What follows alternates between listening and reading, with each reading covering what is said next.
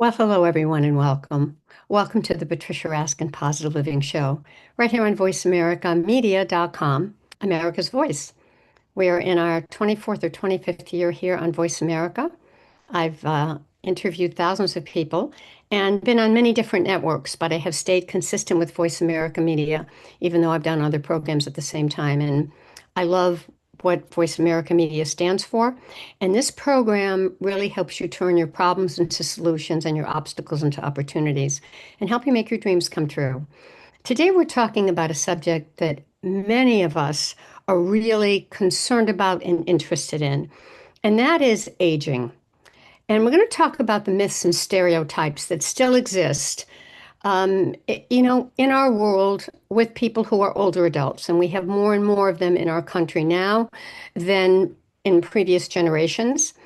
And we're talking to Jeff Weiss. He is the president and CEO. We call him Chief Evangelist Officer of Age of Majority. It's a marketing consultancy that breaks the myths and crushes the stereotypes and stigmas associated with aging. As the last of the baby boomers, Jeff has witnessed the dramatic changes of the aging population, and he knows what's necessary to take advantage of this largest and fastest growing segment, and particularly in business. Welcome, Jeff. Thank you, Patricia. Great to be back. It's been a few years and thrilled to be back Yes. with you. I Yes. sorry, I do need to quickly correct you. I hate to do that because you're running the show, but my title as CEO is Chief Evangelist Officer. There's no N. Ah, I am kind of I an bet I'm event. not the only one that does. Oh, I still get emails. Jeff, I'm so sorry, but you've got a typo in everything you do. There's no N. All right, that teaches us to be very aware, right? And Yes, pay attention. yes. Yeah, all in A, the a, details. va- a van.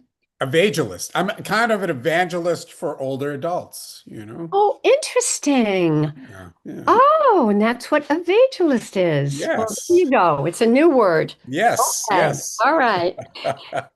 So I want to know, as you said, you're a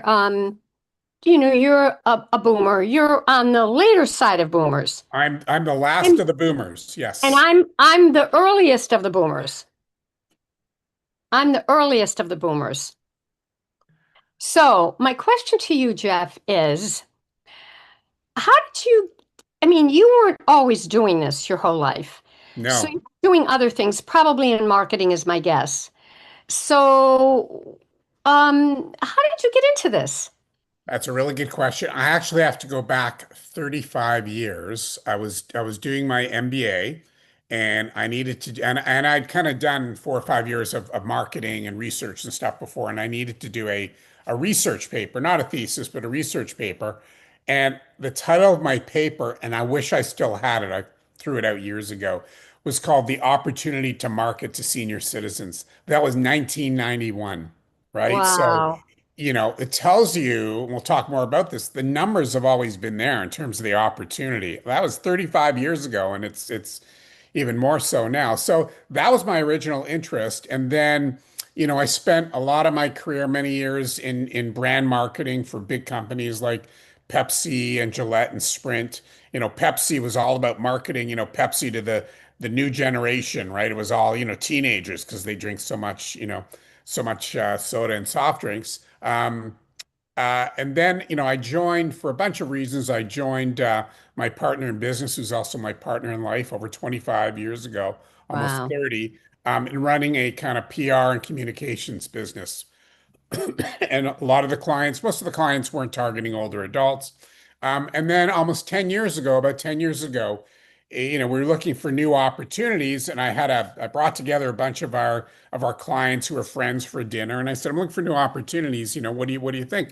And I still remember one of them, and he said, what about old people? No one's marketing to old people. How about that? And it kind of rekindled my interest and I guess passion for marketing to older adults. So that was almost 10 years ago that brought me to kind of, start Age of Majority.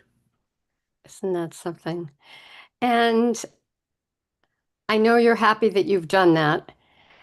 And what have you seen now? I saw you about 4 years ago. I interviewed you. I was doing a program for Rhode Island PBS. Yes. And I interviewed you on that. Now, things have changed in 4 years, and they haven't changed. Talk about that, Jeff. And I do want to talk about ageism, but let's Yes. talk about how things have changed. How they've changed. Well, I think there's a lot more interest and focus on aging, and really, the main word is longevity. And people of all ages now, but particularly older adults, I'm 62, as I mentioned, the last of the baby boomers. So a lot of my friends, they're doing what they can now to so they can live kind of the longest, healthiest, happiest life that they can, lifespan, right? Really reducing that morbidity curve, right? The time between when your health declines and when you die, they're trying to reduce that so there's as healthy as they can be for as long as they can be, and then it's a quick decline to death. So I think there's a lot more interest out there in the world regarding longevity and aging as people, want to determine how do I live a healthier, longer, life. And there's so many dimensions to that. But I think there's a lot more focus on that, particularly as our population ages. It's, about 30% of North Americans now are 55 and older. That's going to be 35% in a few years. And by the year 2100, I think it's 42% of the population is going to be over 55. Wow. That's huge, right? So Wow. it's just as we get older, it's like, it's just natural that people are becoming more interested in it. So my question is then, if that's the case, and we're getting older, we see it. I mean, we see it out and about. Yeah. And as you said, it's even going to grow more and more to a higher percentage. Then why is there still that stigma and ageism, which we don't have in other countries No, the way we no, have here? What do you no. think it's about, Jeff?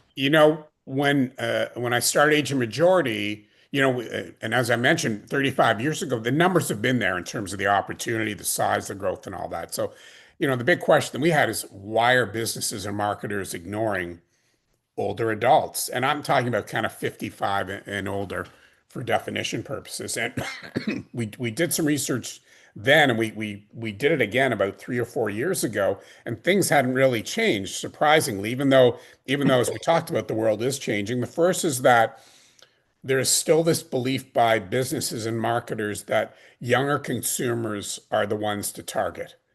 Right, They think they have the money, and they also think, ridiculously enough, that if I get a customer now who's 25, let's say, I'm going to keep them for life. And that's right, just ridiculous. Long gone are those days where, you know what? I use Tide now, I'm going to use Tide, I use Crest, right, those days are long gone. But when it comes to the money and the data's there, and businesses, people should know better, it's like, oh yeah, we've got to go after Gen Z. Gen Z are, my son is about to turn 30. He's the youngest of millennials, so Gen Z is below that. Yeah, everything is focused on Gen Z. And, we did this research, about 3 years ago. And we asked people in businesses in all different industries, what percentage of spending do you think is across all different generations? And then we compared it to the actual. They believe that 24% of all consumer spending was done by Gen Z. It was 3%. So there's this 3%. huge gap, right? And that's just not knowing the market at all. So that's the first thing. Well, and Jeff, that extends to jobs because Yes, people often won't hire an older adult because they're not going to stay with them that long, but they're missing out on the experience and the skill level. I mean, at a certain age, let's say 50, you might move up to a CEO. But if we're talking 60, 65, 70, 75, it changes.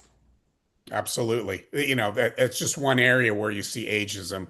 And, forget about, 60, 65. It starts when, 40. So the second reason, this ties in Really? nicely, the second reason why businesses and marketers are largely ignoring older adults is you've got young marketers who generally, when you're in marketing, when you're 40 and over, it's like you're a dinosaur, right? So you've got young marketers who don't know what they don't know because they're not learning in many cases from older, people who, have the experience. And it's like, I don't want to market to my grandparents. They're not hip, they're not cool. I only want to do things hip, cool, digital. And to me that older people just don't have it, and that just leads to the third reason, which are the stereotypes that are out there. So let's talk about what the reality is, Mhm. particularly about income and spending for older adults, Yeah. because you break through that in your myths. Yes. Yeah. So, I mentioned that, people think that Gen Z has a huge, percentage of the spending, but the reality is adults 55 and older account for over 40% of all consumer spending. 40%. Over 40. You take that number to 50, 50 and over, it's over 50%, right? Now, Wow. you would never know that. If you took a look at all the advertising marketing is done, you would never know that, right? And and that leads to some of the myths why people don't go after them. But and the wealth, it's almost three-quarters of all wealth is held by people 55 and older, Well, right? and here's the other myth that I know you've talked about before, but I see it, is we think that older people aren't tech savvy. And that, I have to be tech savvy in the work I do, but most older adults I know are. I mean, they want to Absolutely. be. They want to be communicating with everybody, and you have to Absolutely. know technology. Yeah. Just look around the world, whether you're in a restaurant or out and about, everyone's on their phone, everyone's, or I've got my friends come to visit or stay and they've all got their iPads and devices. So, of course, there are people that are older that have trouble with technology, but to kind of paint all older adults with that brush is just so, so wrong. Again, we did some research just over a year ago about social media platforms and influencers, and well over 90% of adults 55 and older are on at least one social media platform. Yeah, Like, yeah. that's to me the biggest myth that's still out there. We call it what's a Bluetooth, because this belief that older adults just don't know what they're doing technology, but they do. So, Jeff, how then are you transmitting this message to businesses? Are you going in there and saying, here are the statistics? I want you to see what's happening? I mean, how are you transforming that? It's a good question. I've been trying to get the answer to that for 10 years because it is tough. And I'll go in, we'll talk about those companies and brands first that aren't targeting older adults where there's an opportunity, and pick an industry, and I'll tell you where the opportunities are. And I'll go in and I'll go through my presentation, show the numbers. I'll go through, we call the dirty dozen myths of aging. We talked about some of them, and it's like, yeah, oh, that all makes sense. And then it's like, okay, I'm not asking you to move all your money from targeting younger consumers to older ones, but just like take some and let's test it out. And then something happens, and I call it FOMO, not fear of missing out. It's fear of marketing older. And Yeah, it's this belief, like it's what people say, no one ever got fired for hiring IBM, right? It's the safe yeah. choice. No one ever got fired for targeting Gen Z, right? It's like that's where everyone has had is at. And I believe part of it is, and I'm not a psychology major. I didn't even take Psych 101, but I think people are afraid of getting older and they don't even want to talk about, Mm. marketing to older people because it reminds them of getting older and people just don't want to think about that. Yeah, yeah. It's a conundrum in a way. I mean, when you think about that. Yeah, Let's talk about what's working. When a company does market to an older adult, what's working and what doesn't work? that's a really good question. So what's working is from a marketing point of view is really instead of saying this product, this pen is for you because you're old, like that doesn't work, right? Kind of, stereotyping, whatever. What really works is targeting a need that someone has and not an age. So take a product, adult diapers. I don't know why they came to mind. They just did. So adult diapers, it's like, you're old, so you need adult diapers. No, you've got a problem with your urinary, tract or whatever, and you have a need because you have leakage or whatever. So this is for you, not because you're old, but it's because that you have that problem or you have this desire, whatever the right, whatever the product is. So it's really not targeting by age and messaging by age, it's messaging by need, So that's one of the things. And another thing is that a lot of time I'll talk to people in startups and it's like, well, how did you come up with this idea?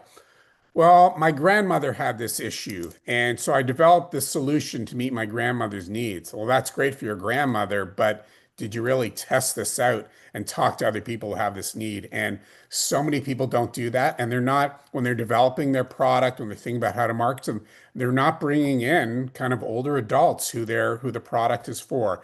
So the companies who are doing it well are really getting input from those. Um, and then a lot of times, and you see this, you watch the cable TV and all these products as people get older, and they're talking about the pains and challenges of getting older, which Constant. we're feeling, and that's not what I want to hear. I want to hear about, I want them to recognize that I still have, older adults still have kind of desires and dreams. We still have aspirations. And I don't want to be reminded about the challenge. Everyone's got challenges. I want to know, how does your product going to really help me in terms of meeting my needs and making me, better and happier. Imagery is also a big thing. There's one guy, I just posted him again today on LinkedIn. There's one guy that's used all the time. He's kind of I'll call him the poster child of older men in this case. And there isn't really good authentic imagery is out there. And they're using, all these stock photos and images, and it's just not real or authentic, and people want that. Um, and then again, it's just showing how companies doing well, showing them how their product is really meeting kind of those specific needs. Those are the things that I'm seeing working, but in more cases than not, and that's not what companies are doing. And that's why they're failing. Right. In other words, they're not marketing to the person's specific needs. Mm-mm. That's what you're saying. No, no, not at all. Not at all. Jeff, how can people find you? Oh, they can come to Gloucester, Massachusetts. Love to have them. They can find me. Our website is ageofmajority.com, and I'm Jeff at AJEFF at ageofmajority.com.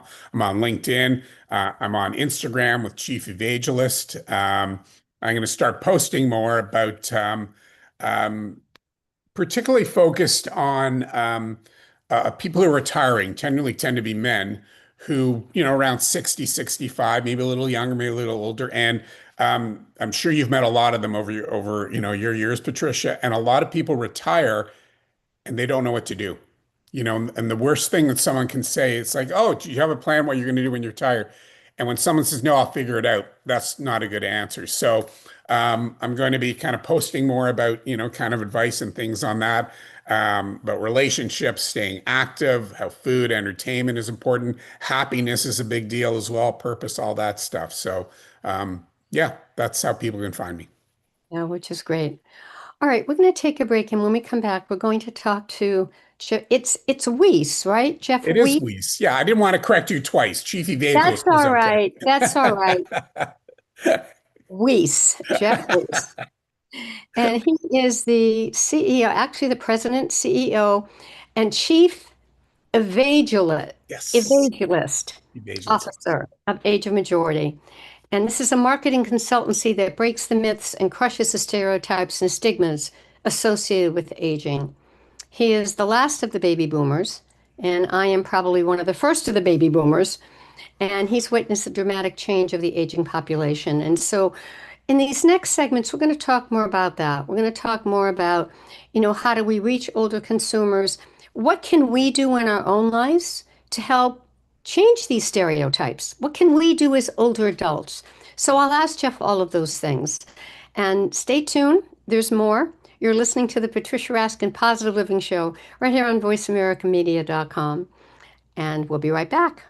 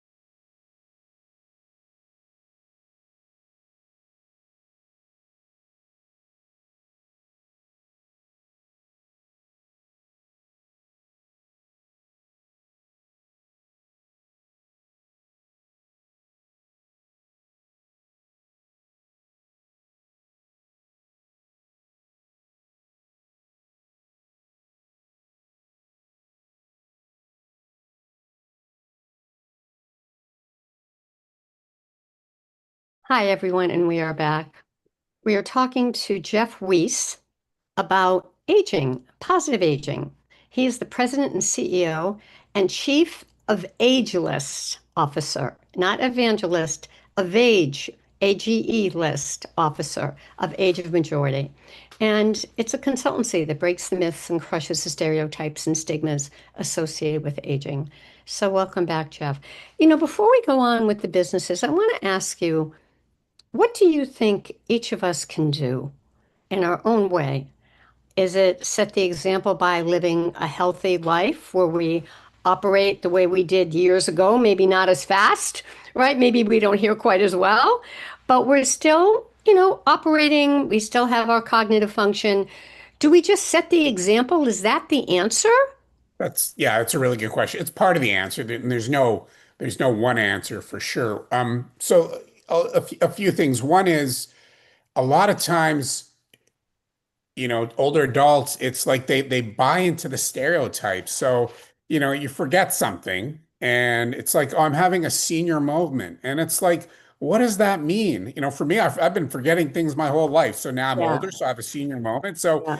things like that. And then, a lot of times people think they're saying a compliment, but it's actually not like, oh, you look good for your age. It's like, what does that mean? No, you look good regardless of your age, right? So it's really kind of fighting and calling out, kind of ageist remarks and things that happen. That's the first thing.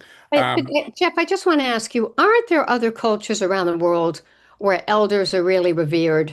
Absolutely. Oh, in play in Asia, you go to a place like Japan, China. I was just in Bhutan, the happiest country in the world, and older adults, the grandmothers, grandparents, the they're revered, and our culture is more, you're battling aging, and you know what? I just want to put these old people aside. I'd rather not have to see them or deal with them, right?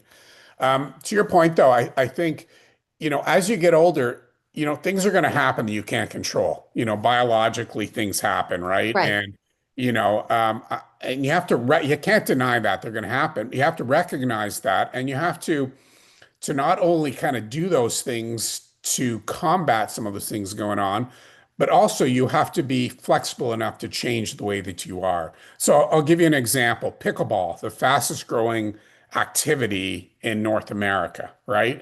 And pickleball is for a bunch of different people. It's taken up by older adults for the most part. Now younger people are kind of grabbing it, but it's for people who used to, play a lot of racket sports. So I'm one of those people. I play tennis, I play badminton, all that. So it's another racket sport. I love to do it. And then you've got people who used to play a lot of tennis, as an example, and they can't now for different reasons. They can't move as much. You got arm problems, whatever. So pickleball is much easier on your body and easier to play. So they're taking it up. And then you've got people who never played, might not even be athletic at all, but it's such an easy, inexpensive sport to pick up, activity to pick up. It's very social. So you've got those people who are also joining it. So it's kind of realizing that, what, maybe I can't do what I did 10, 20, 30, 40 years ago, but I can do something else, or I can play tennis differently than I did before to really compensate for stuff that I can't control. And so when it talks to both mental things and physical things, there's a lot of things you can't control, but there are a lot of things that you can do that's going to make your life a lot better and happier and healthier and longer by doing those things. Yeah. So, what are the best ways for a company or business to reach an older consumer? Is it through TV advertising? Is it through online? Because everything is online now, Yeah. and a lot of older adults are on social media. What would you say, Jeff? It partly depends on kind of what industry or category you're competing in, but it also depends on budget. So, if you've got big budgets, then television is still really a really good way to reach a lot of people, but it's really expensive, right? So, keep that one aside. Often for older adults, it's kind of those less sexy marketing channels that can be most effective. So we've done a bunch of research on this.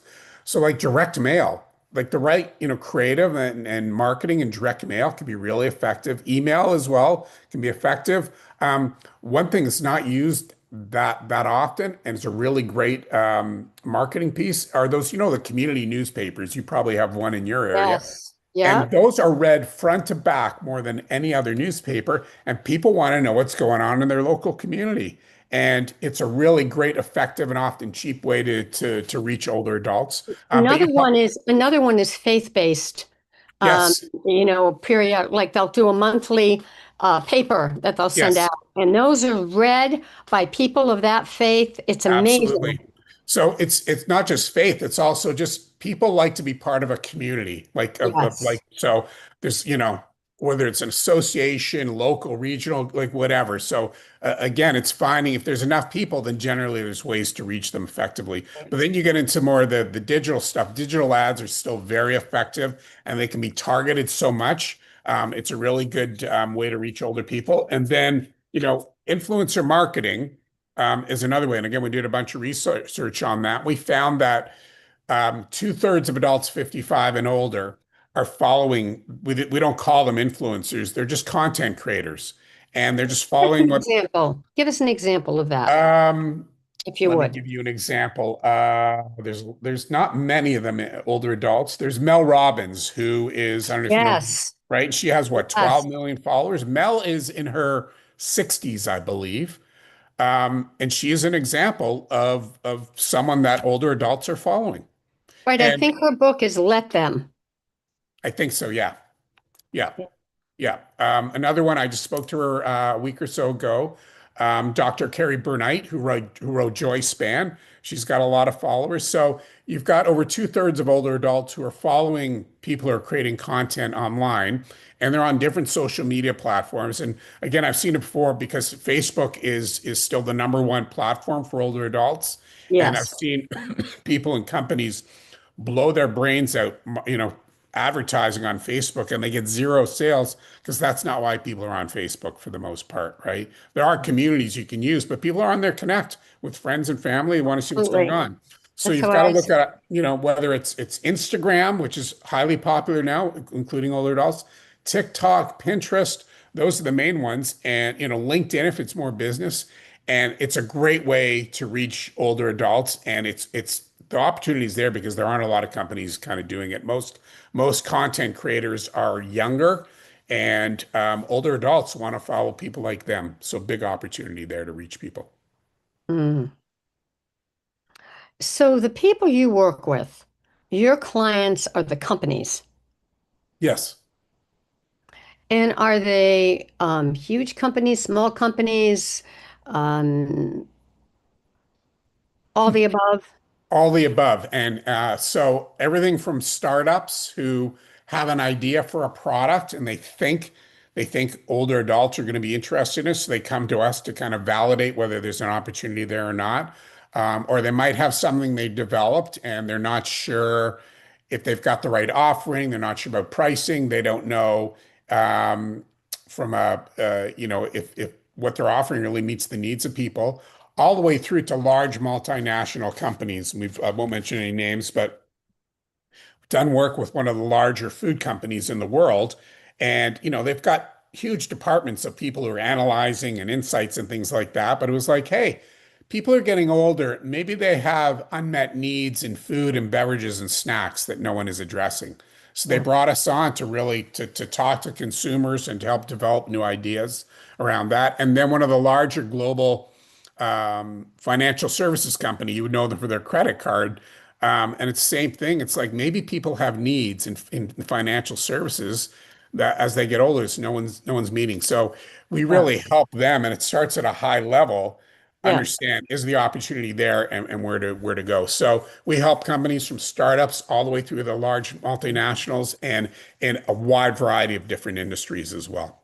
One of the things I'm seeing, and I think it's across the board, but certainly older adults, when it comes to beverages and food, is there's a big craze now for sparkling water. So everybody is, I mean, I've been reading about this, Yeah, that more and more people, and you see it all over the grocery store, more and more people are buying either, it's like a club soda with a twist, yeah. with a flavor.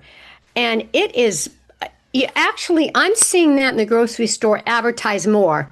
out Absolutely. there on the shelves than I am the sodas. Yeah, and I think, one of the big brands, because I buy it here, is Spindrift as an example, Yes, and they've got love so it. many different flavors, right? That's being consumed by people of all ages, and part of that is because of the whole GLP-1, the weight loss. You've got people who are, again, of all ages who are drinking less and less alcohol. So they're looking for alternatives to, liquor, wine, beer, and that gives it to them. And I know personally, we've got a lot of friends, my wife included, who rarely drinks because she doesn't feel good. A lot of people are just drinking less and less alcohol.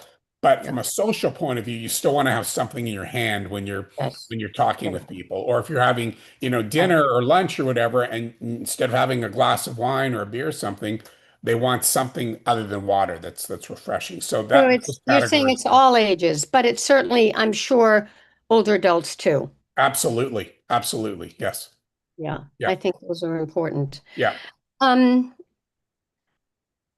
Now I think we talked about this a little bit, about the do's and don'ts when it Mhm. comes to marketing. Yeah. And before you tell me, I'm going to share something. I watch a lot of news programs and I watch a lot of streaming. And I must see 9 out of 10 the ads are skewed older and they're all for some kind of a pharmaceutical, what's the word I want to use? Miracle. Yes. Now they Yeah. do list all Yeah. of the precautions, all Yes. of the problems that could happen if you take this drug or this Yes. medicine. Yes. But I'm seeing it constantly. I would say, you know, at least 50% of the ads, Jeff. Yes. Yeah. And But then then, they show you the ad, the person that's happy, and then tell you all of the possible indications, yes. all the possible complications, and the person's still smiling. Yes. Yeah. Talk Yeah. about that, please. A lot of that is just based on the algorithms that these companies use. So if you're watching Netflix or you're watching, Prime, whatever, they know who you are. They know the shows that you're watching, and they're going to target ads to you based on your behaviors. They probably know your age based on when you signed up. So they are targeting ads to you specifically based on what they think is going to be of interest to you. Now, a lot of their, not a lot, I'm not sure how much, but some of the data though is driven by stereotypes and not really what's out there. But you'll see that, and then I get the same thing. It's similar to that, and you know better than me, whatever news channel you're watching, if you're streaming it, you're going to be fed news based on the stuff that you've been looking at, right? Very different. Like I get Apple News and I'm getting a lot of stuff there. Very different than I'm going to get fed if I watched or if I was looking at certain, I'm not getting into politics, but watching a Fox News versus another, you're going to get very different news and it's just going to follow you because that's the way that the algorithms work now. But how is that working for older adults? I, I mean, obviously it must be working because it's on all the time.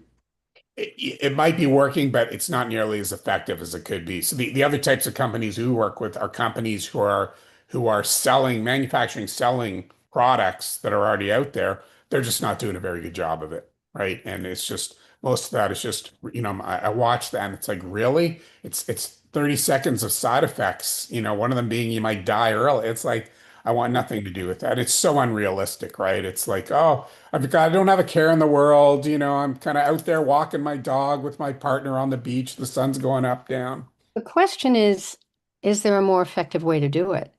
I mean, that's the question. And obviously, we're not seeing that so much. I mean, Yeah. we're seeing it mostly on television. Yeah. Yeah. And I guess my question is for those of us who are older, we don't always want to hear all that about the No. side effects. No. No. So, how do you think this should be done? Well, pharmaceuticals, I believe are really regulated, right? They have to do that, whether it's, Right, broadcast, right. They right? have to So tell the they have indication. to, right? And trying to turn that into a positive thing, I don't see how you can do that. But we're just actually doing some research with the School of Business at the University of Villanova. We did focus groups with older adults, and we showed them all these different ads. And we're kind of putting that together now to be published. And some of the things are, it's like,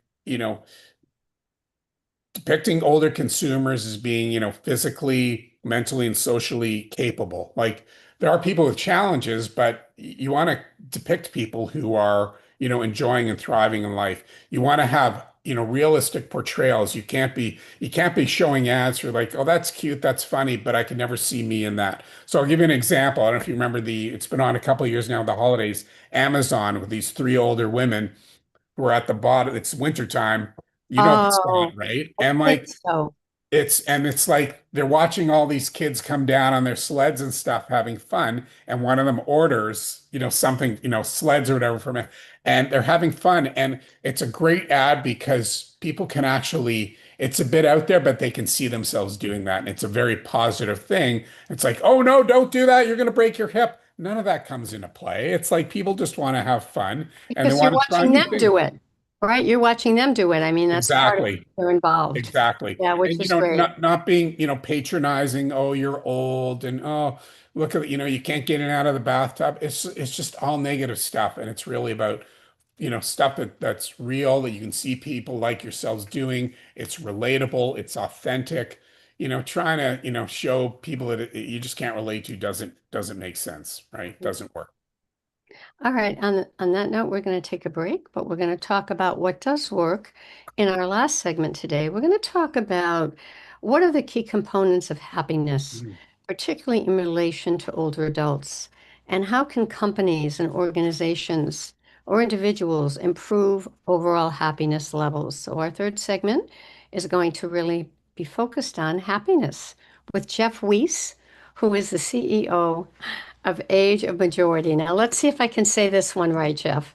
So, and that is CEO, Chief of Age List, Evangelist, evangelist, Evangelist, evangelist. right? Yes. And Yeah. AGE. Yes. All right.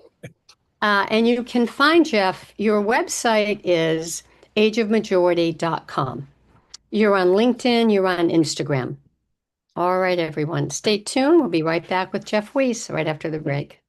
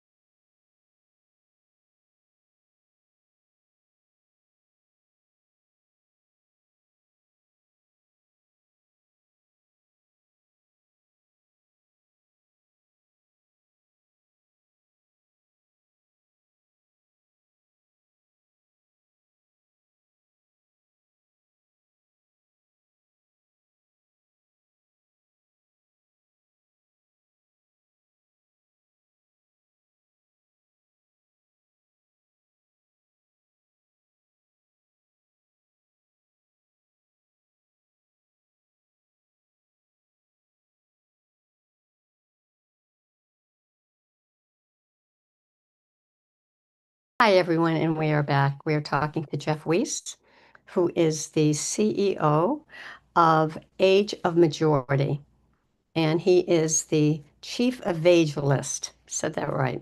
That's So, right. meaning not evangelist, but evangelist because it's about age. And we've been talking about stereotypes of aging, what companies can do, what we can do as individuals. And now we're going to talk about happiness. How can we be happy as we're older? Now, Jeff, I've read a lot and I've heard a lot. Um, that people say, or the authors say, this is the happiest time of your life when you're 65 or 70 plus and you're retired. That is not true for everybody. And that is true for a lot of people. But I am going to share something with you that I remember. This happened last year. I was doing an on-site for a company, and we're sitting around a table. It was actually this was a furniture company, and these people, are they're salesmen, but they're also in the fashion business. And we were talking about retirement and aging. We were all sitting around a table and about happiness. And one woman said, you know, I have a lot of friends and they're really happy and they all have money Hmm. because they can travel, they can do things. The ones that I know that are the happiest have the freedom to do those things. So I know there's a whole thing about money doesn't buy happiness, but I'd really love to get your take on this. Oh man. Um, I think money can help bring you happiness because it allows you to do things you couldn't do. But if that's, I could probably name more people who have money who aren't happy versus the other way around. Really Oh yeah, yeah, yeah. Just because you know, financial security is only one piece of happiness. And if you don't have those other pieces around you, then I don't care how much money you have, it doesn't mean you're happy. So interesting. yeah, So yeah, let's talk about that. Let's talk yeah. about happiness as you get older. Yeah. So I'll tell you about my recent trip to Bhutan, which I've been focusing on. Before that, though, there's something called, and I did a TEDx talk 3 years ago or so, and I talked about this. There's something called the U curve of happiness. Have you heard of this? Maybe. I'm not So sure. the U curve of happiness measures it's this a study's been done around the world, and it measures happiness of people at different ages. And it's a U curve because people are happiest when they're really, really young and as they get older. So think about it. When you're young, when you're, preteen in your teens, you don't have a lot to worry about, right? Like, your needs are taken care of. Where's my play date going to be tomorrow? And what am I doing? But there isn't a whole lot of responsibility for things. So naturally you're happy. As you get older, things start to kind of get into your life and you have more responsibilities. So you go to college, university in many cases, you get a job, you get a partner, you get married, you have a kid or kids, you get a house, you've got a mortgage, you're comparing yourself to your friends, societal pressures, you've got pressure at work, you've got parents sometimes that are older that need help. So all these stresses add up, which makes you less happy over time. And the bottom of that U curve of happiness is when you are about 48 or 49 years old, right? Because you think about an average now, obviously, as you talk about, it's a generalization, but this is based on research done around the world. So in general, that's when people are less happy because everything is like there's so much pressure and stress on people, they can't be happy. But then something happens as you kind of turn that corner, go into your 50s, 60s, and older, is, you're less worried about what other people think of you. Some of those pressures go away. Your kids, now you're always worried about your kids, but it's different when your kids are in their 30s or 40s or whatever than when they're young. It's a different type of responsibility. Um, uh, and people say yes to things they want to do. They're not afraid to say no to things. They've kind of got a purpose. Their friendships are real. They're not kind of based on what society thinks they should be and comparing themselves. So people get happier and they're happiest when they're kind of 65 and older. Go figure. Yeah, interesting. And it's Yeah. interesting how you say that the money part. Now there are three things. There's money, relationships, and health. Those are three basic needs. Let's Mhm. talk about health as we get older. So, there are many components of happiness. And if you'll indulge me, I'll tell you about my trip to Bhutan, which is known as the happiest country in the world. And Do you where know is where? it located? So most people have never heard of Bhutan or they have no idea. It is in Asia and it is surrounded by India. It's landlocked, surrounded by India to the east, the west, and the south, and Tibet, which is part of China, to the north. It's about 800,000 people, and 75% or so are Buddhists. So, and Buddhism for that, it's a religion, obviously, but it's kind of a whole way of life and a whole culture. They're what's called a democratic constitutional monarchy. So there's a king, the fifth king of Bhutan, who kind of rules the country, but there's also a democracy with a prime minister as head of government. They take care of their people. So you're there, and one of the main industries is agriculture. You've got people, it's like 98% in mountains. So people are farming and they don't have a lot of money, but I never saw anyone there who wasn't taken care of. Their health is taken care of, their education, no one is starving. There's no lawyers in Bhutan. That's one of the reasons that they're happy. They just figure things out.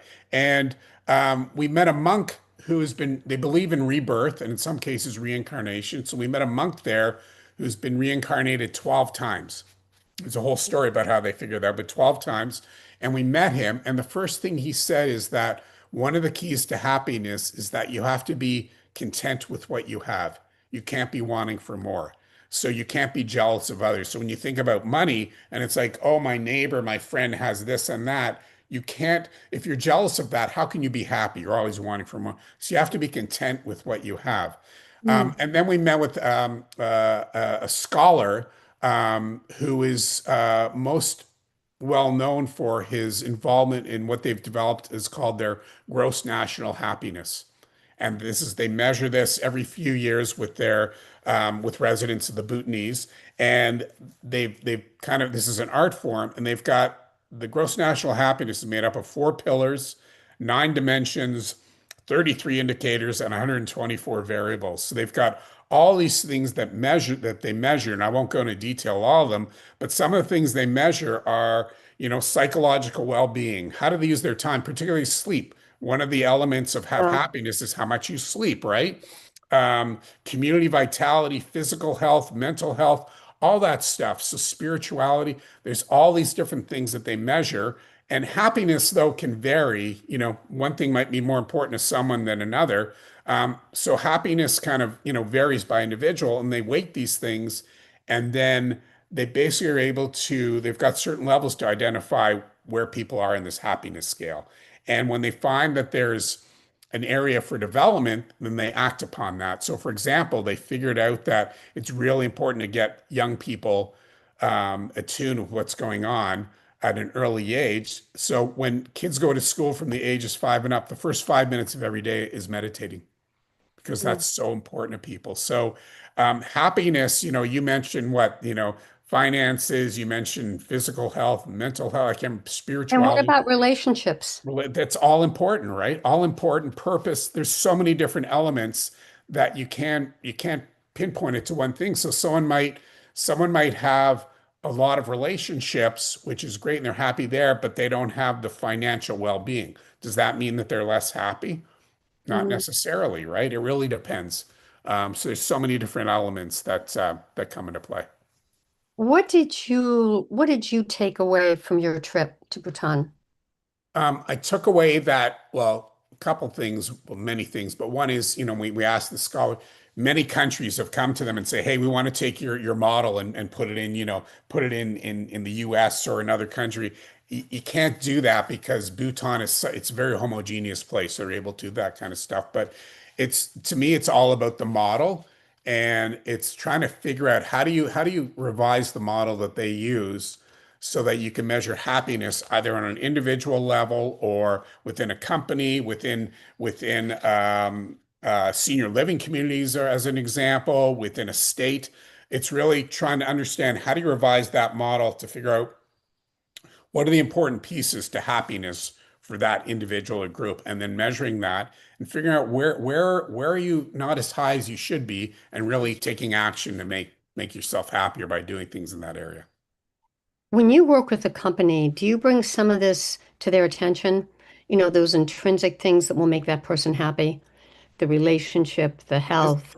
A good question. This is pretty new to me, and it makes sense for some companies. But I mentioned, senior living communities. I think it's a great opportunity because there's so much baggage and bad perception that people have around kind of senior living communities. People are out there rotting away until they die and all that.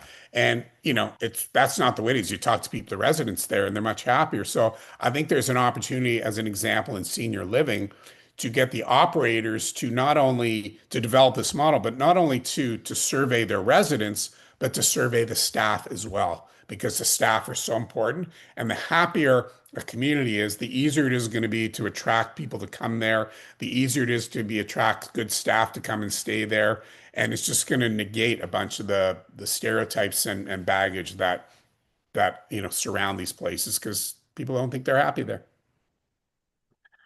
What would you say to companies, to anyone who is marketing to older adults? What would you say is something that they really need to focus on? They need to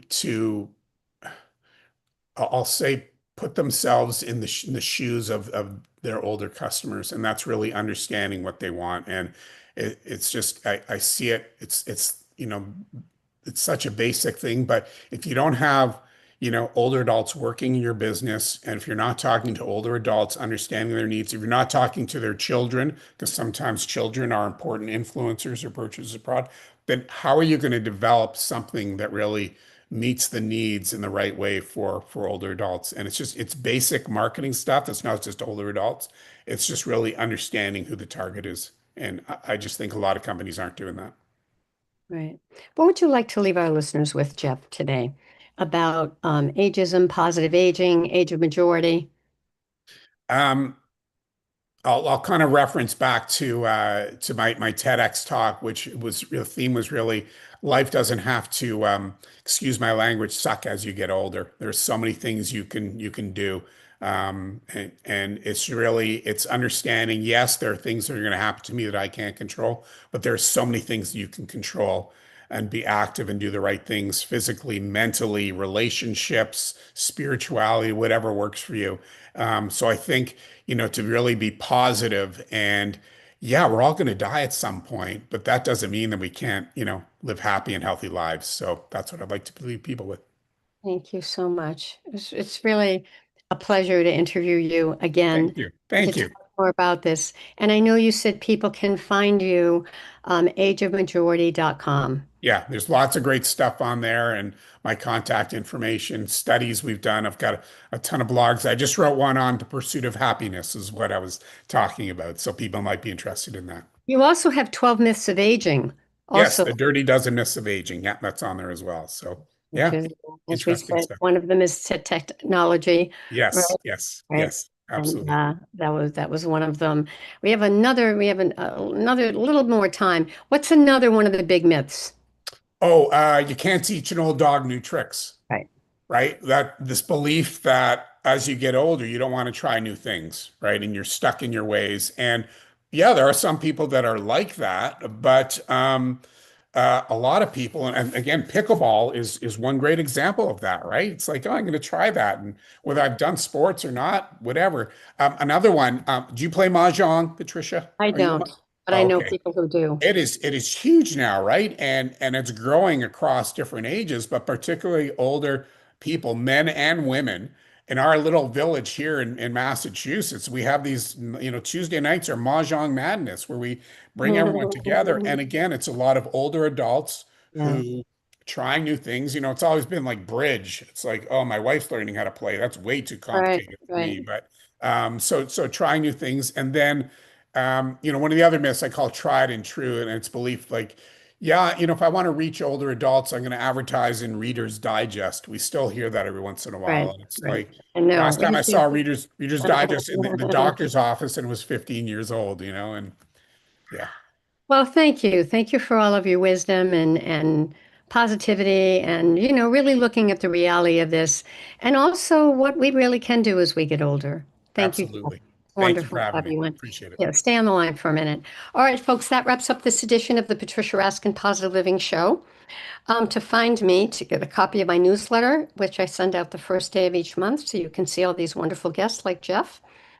Contact me, Patricia at patriciaraskin.com. And if you'd like to get your positive message out, as we do each week on this show, I've interviewed over 6,000 guests in my career of 4 decades.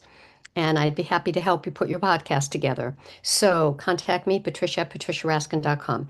Remember, stay healthy, stay happy, get the support you need, and know you can make your dreams come true. Until next time, I'm Patricia Raskin. Bye for now.